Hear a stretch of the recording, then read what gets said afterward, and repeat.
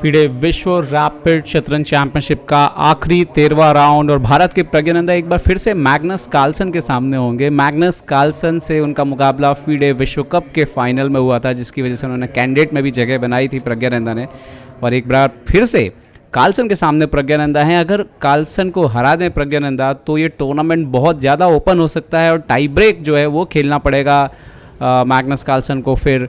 तो ये बहुत एक इंटरेस्टिंग स्थिति है फिलहाल वर्तमान की, और देखते हैं कि क्या कुछ होता है। मैग्नस कार्लसन आते हुए बोर्ड पर, प्रज्ञानंदा काले मोहरों से हैं, आसान नहीं होगा काले मोहरों से मैग्नस कार्लसन को पराजित करना, और कार्लसन को भी पता है कि उनके लिए सिर्फ जो है वो ड्रॉ इनफ है इस चैम्पियनशिप को जो है अपने नाम करने के लिए, कम से कम फाइनल टाई ब्रेक में जो है वो जगह बनाने के लिए। तो देखते हैं अभी फ़िलहाल क्या होगा।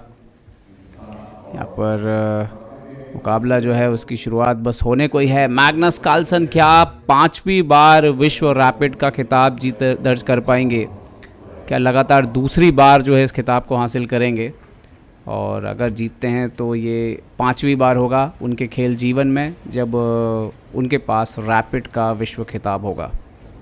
तो यहाँ पर काले मोहरों से प्रज्ञानंदा के ऊपर एक जिम्मेदारी भी है, क्योंकि विदित भी आपको नज़र आ रहे हैं। अगर प्रज्ञानंदा पराजित कर दें मैग्नस कार्लसन को तो बहुत सारे लोगों के लिए एक रास्ता खुल सकता है। यहाँ पर मुकाबला जो है उसकी शुरुआत होती हुई घड़ी दबा दी है, E4 खेल दिया है मैग्नस कार्लसन ने। प्रज्ञानंदा यहाँ पर E5 खेल करके जवाब देते हुए knight F3, knight C6, knight C3, Magnus Carlsen 4 knights खेलते हुए जवाब 4 नाइट्स जो ओपनिंग यहाँ पर होती हुई नाइट F6 खेल दिया है यहाँ पर प्रज्ञानंदा ने, और बिशप B5 यहाँ पर खेलते हुए कार्लसन को अच्छे से पता है कि इतना अनुभव है उनके पास कि मुकाबले को कैसे बराबरी के ऐसे वेरिएशन पे रखना है जहाँ पर कोई परेशानी जो है उनको ना जाए। बिशप B4 यहाँ तो फिलहाल बिल्कुल कॉपी हुआ है, जो भी हुआ है बोर्ड पर बिल्कुल एक सा सिमेट्रिकल स्ट्रक्चर, एक एक चीज़ कॉपी है यहाँ पर फिलहाल। तो कैसल दोनों साइड करते हुए मैग्नस कार्लसन ने पहला बदलाव किया है बोर्ड पर, बिशप इंटू C6 मार दिया है, अपना बिशप दे दिया है और जो घोड़ा है उसको ले लिया यहाँ पर DC6 मारते हुए, और मैग्नस कार्लसन E5 मारने के लिए गए हैं।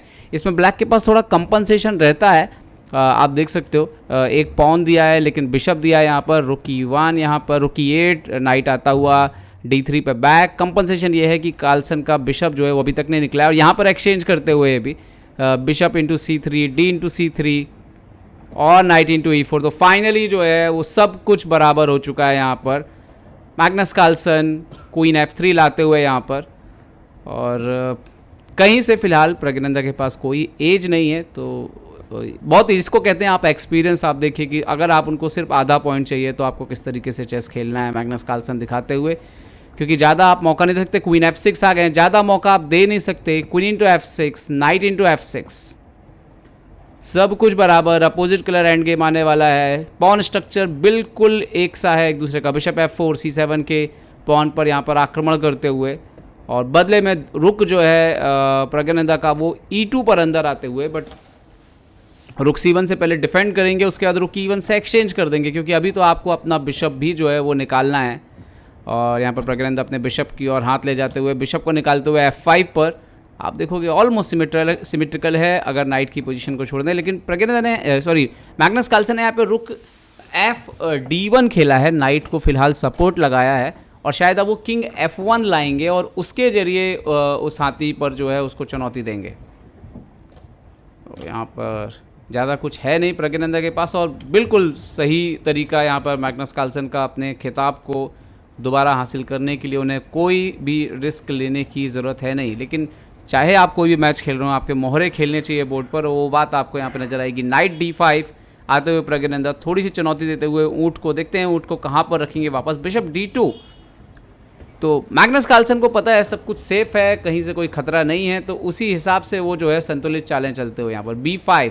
प्रज्ञानंदा जरूर मुझे लग रहा है कि थोड़ा ट्राई कर रहे हैं पिछली कुछ चालों से, रुक को अंदर लाएं, नाइट को इम्प्रूव, अभी B5 खेला है।